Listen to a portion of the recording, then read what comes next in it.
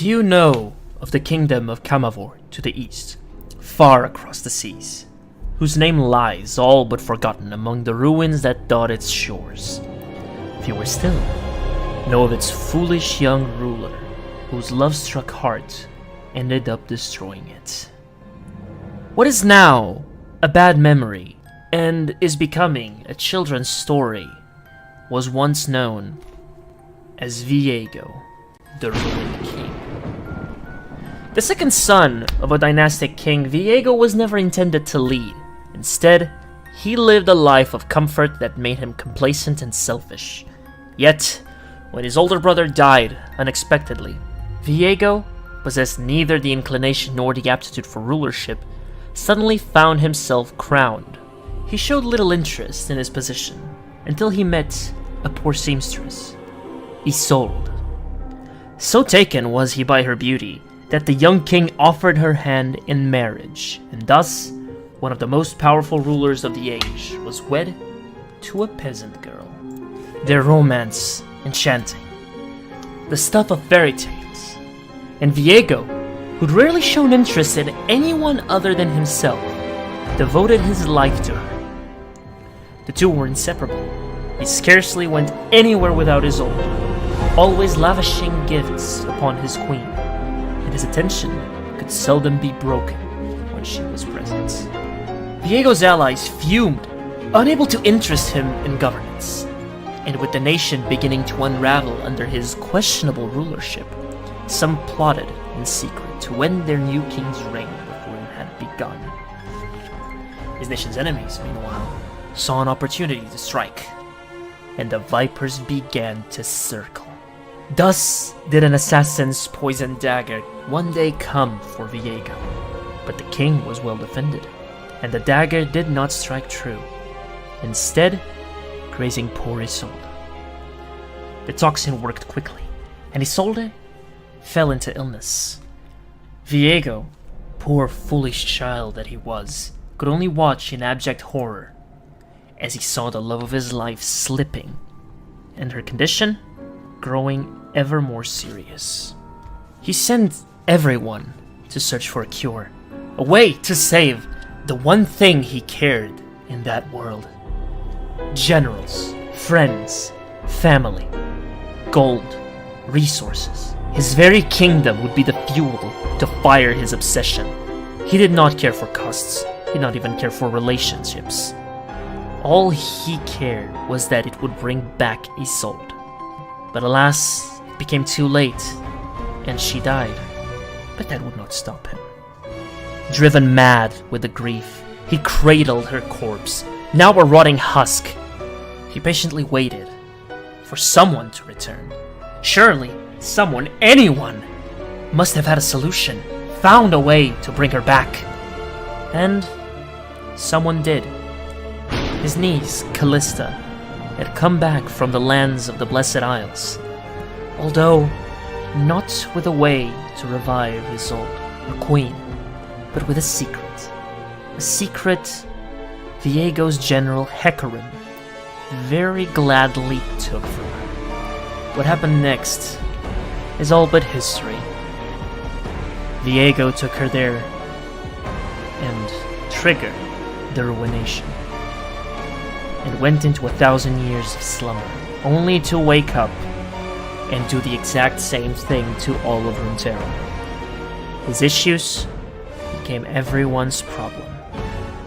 And yet, he was stopped, as many tyrants are, as many invaders, outsiders, villains are.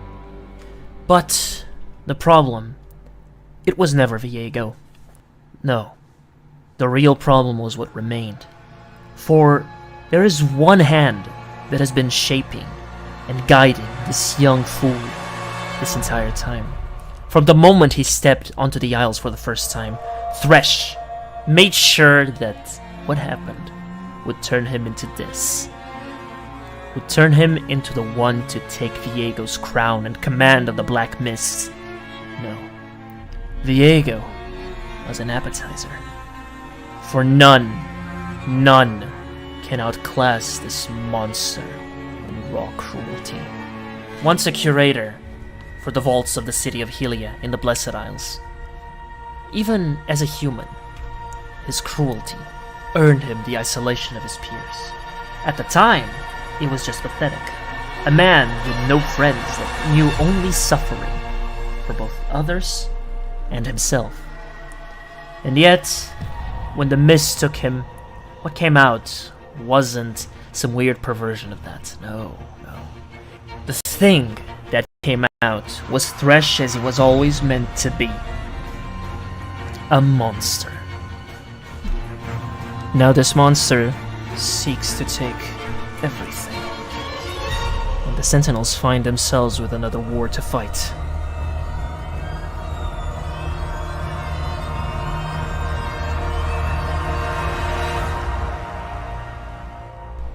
Will they succeed?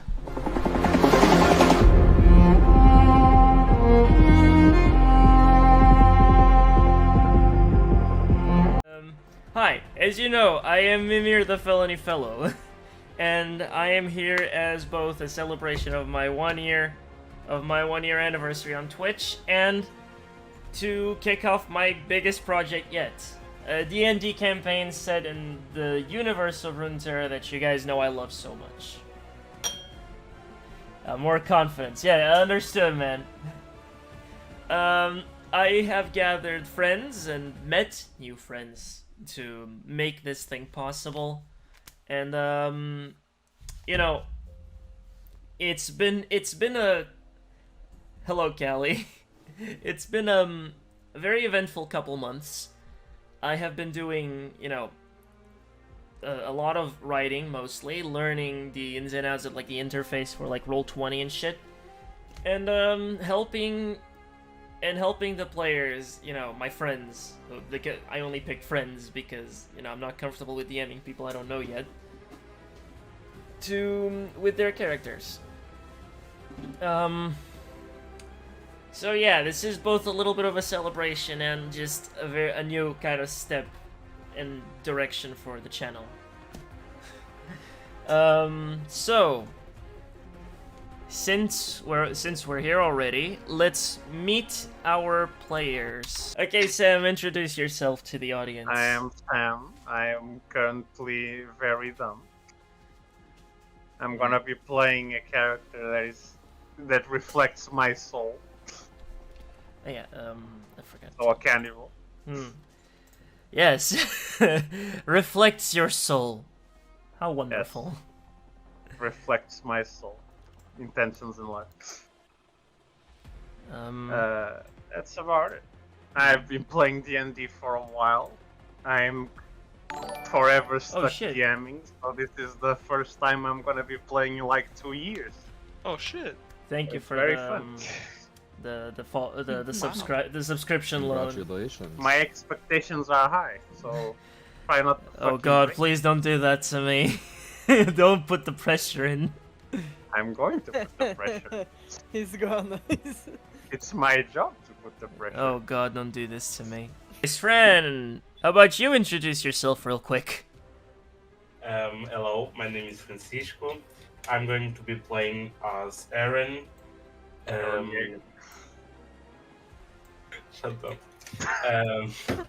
He's of S.A.M, and he's the only male of his race, so of his tribe. In a thousand years.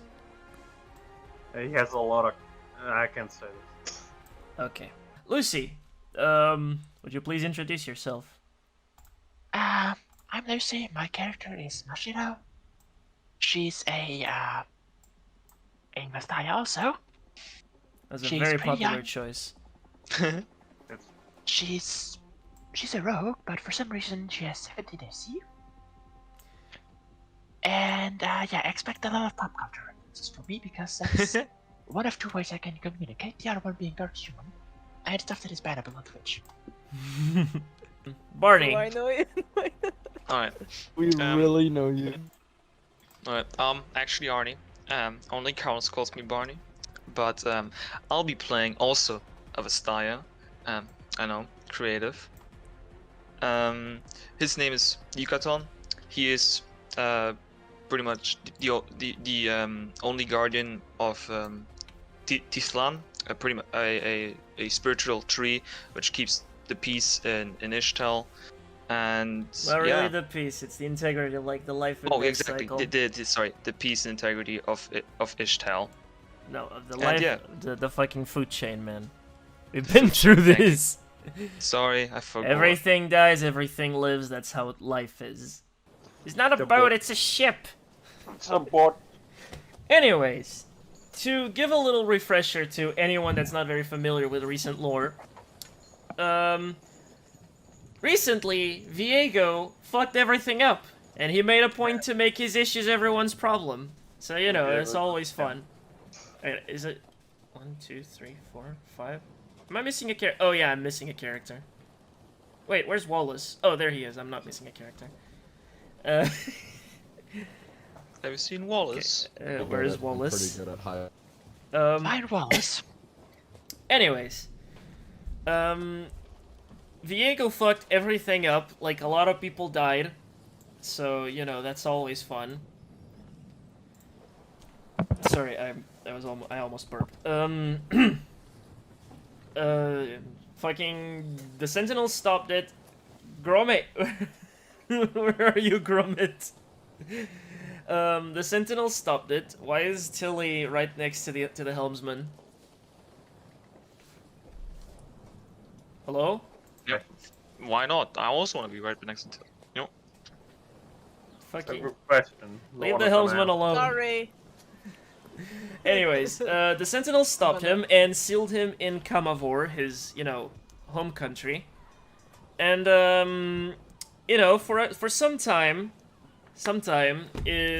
nothing really happened. People were just focused on, like, rebuilding and stuff.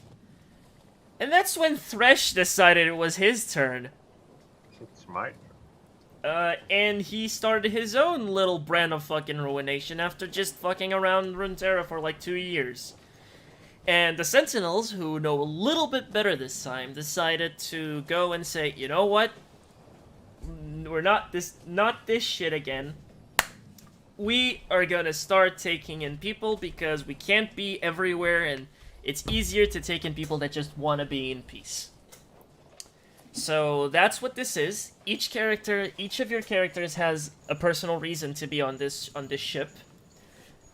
And yeah, you all want to go to the Sentinel HQ either to escape or to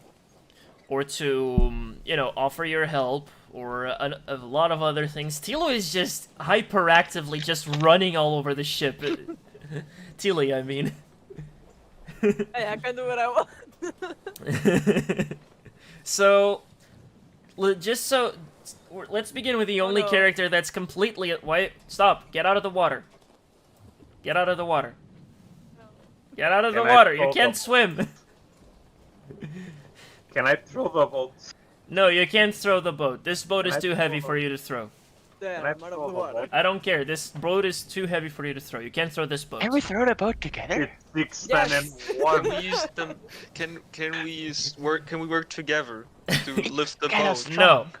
The No. boat is 6, 10, and 1. No. 6, 10, and 1. Shut up. Get Like, out of the and water, I- Gromit. Anyways, there's no cheese there. Anyways, let's start with the only character that's isolated from everyone else for some reason. In the ship's cargo bay, there is a very tall, very lanky human. He looks Piltovan in appearance.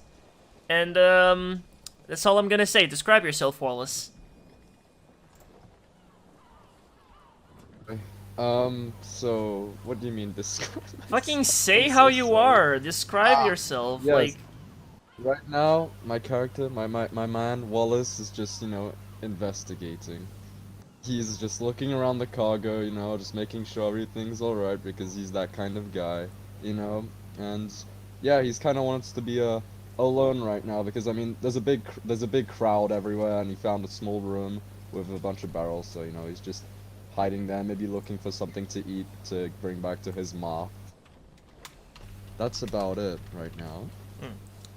we don't know where his ma is right now. She's somewhere with the other refugees. Yeah, do you want to do anything, Wallace, other than do that? Even, I asked you to describe yourself like what you look like, but you gave me actions, but sure. Yes. So, sure thing. So what my guy looks like, he's 6'9", he's a pretty tall dude, and he's slightly underweight, you know. He's a very tired guy, you know, and he hasn't slept in quite some time. He just got onto the ship, and he's stressed out, he's worried about his ma. And so yeah, he always has this disheveled appearance about him, but it's a bit worse nowadays. Anyways, as an action... You don't need to worry about saying as an action. You're or not whatever. in turn place. This is not combat. For now, it's just role playing. Just say what you do. Yes. Yeah, this is his first session. I'm just sorry, guys. It's fine. Don't need to apologize. Don't worry, it's my second.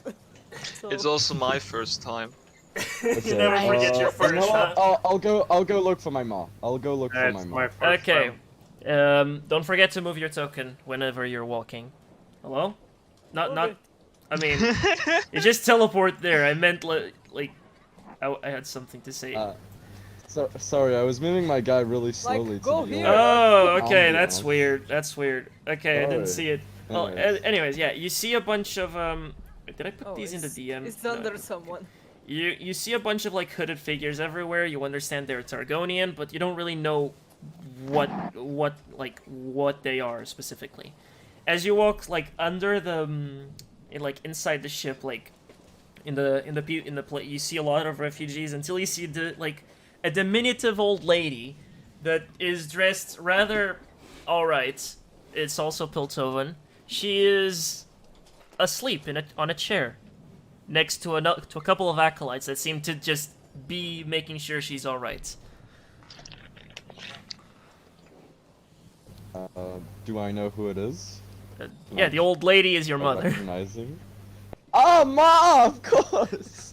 Well, she's sleeping right now, so yes. I'm probably not gonna bother her or anything. I'll let her sleep. I'll just want to reassure the other people who are next to her that yeah, she's my ma. Okay, they nod. The one on the right, the one like farthest from you that's also sitting, has a very soft voice and tells you to not worry. And tells you to not to worry. You can go around to you can go about your routine. There's nothing wrong with nothing will happen to her. So Aeren, why don't you describe yourself a little bit? Okay. Okay, he is a male. Yes, you said that earlier. I'm sorry, I don't know what to say. Just say what you look like. He's of a stallion too. He has brown wings, hair, eyes. Yes, he does indeed have eyes. Yes. You have eyes. Wow. I didn't know you can have that. Oh no. He is a katana. He's a paladin, so he makes fighting style with magic. And that's basically it. Very well. Yeah. As Aeren notices, as you notice, you know, Yucaton flying around, you also realize, you know, eyes, body, the unusual stuff. You also notice a little, very hyperactive Yordle, just running around the ship. Just, I don't know if she's playing. Are you playing anything? Me? Yes. Oh, I'm just looking around. She's just looking around everywhere. She just playing high. Why isn't she going downstairs then? She just There's probably more interesting stuff now. everywhere. He's playing highway to hell. Tilly, why don't you describe yourself? I'm a Yardle. I am a legend. I am the life. Let's not get into like character stuff for now. Just I tell me know, what I you know. look like. I'm like how do I say the color? I don't know. I don't see It's this a light color. gray or whatever. It's a light gray slash a bit of purple. Yardle, my hair's brown. My glasses just practically doesn't just make my eyes look like two dots. Mhm. So I have my style of clothing. Like I said, it's a bit of everything from everywhere. From all over the place. I traveled. You look everywhere. very well traveled. Yes. Additionally, what do you have on your hip? Like specifically in the back. I have a gun. Yeah, carries around a gun. Don't mess with this girl. She also Oh, has a shit. very strange-looking lute. That has a brush head. Yes. my. It like the instrument itself doesn't look that out of the ordinary. It's the material. You know, as you're going around the front of the ship, you see, you know, a very unusual sight. Is you know, there is a little staircase there. I don't know if you can see it in the map, and downstairs, like looking over the sea, there's this big fucking boy that is for some reason wearing a piece of a Xerxai's face. You have been to Shurima many times and you know very well about the Xerxai, and you know that this shouldn't be a thing. Hey there, big boy. So Skull, please describe yourself. Skull is a sand troll. If you've seen Trundle in League of Legends, you know the gist of it. It's Yeah, imagine that, but a tall- little bit lankier. It's a tall instead of the bluish color scheme, sand trolls have a kind of more grayish sand-like appearance. Mine is very old, so he looked ragged. I don't remember His how old muscles he look- was. His muscles look like they're in Yeah. atrophy, like they're decomposing as we speak.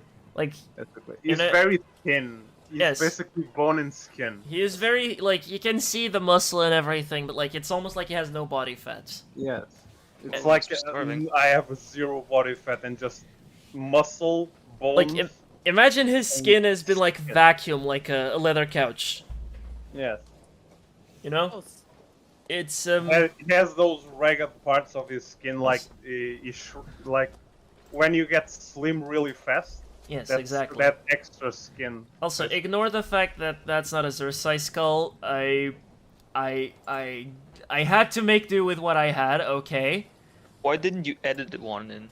Because I don't have the portrait yet. But you know what? Fucking, I will show it on stream real quick. Yes, you can see. You can see it He there. looked, oh, he that looked looks cool. mildly annoying. Mildly annoyed, I meant.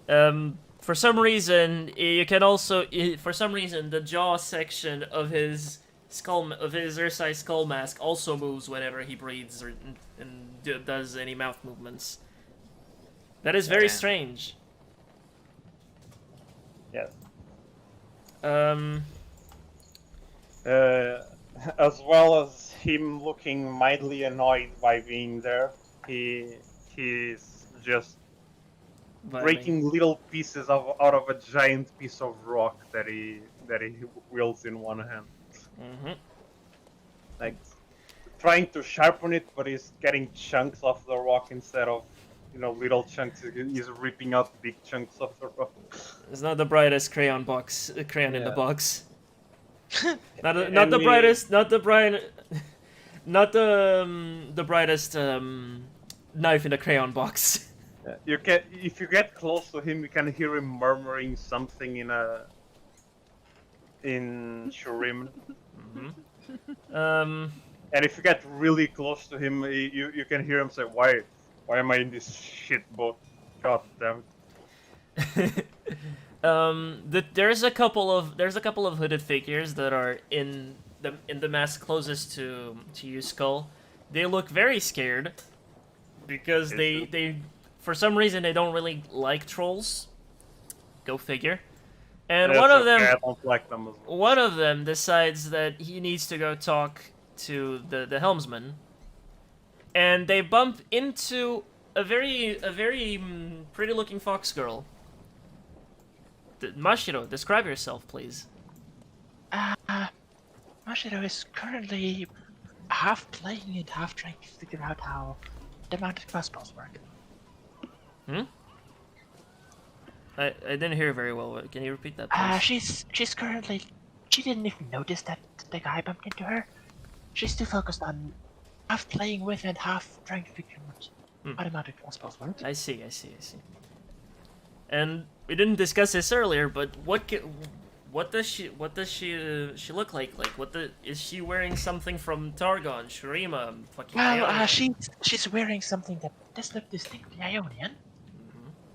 In fact, she wears a outfit that could be straight out of Naruto. Maybe. Well, that is a very good way of putting it.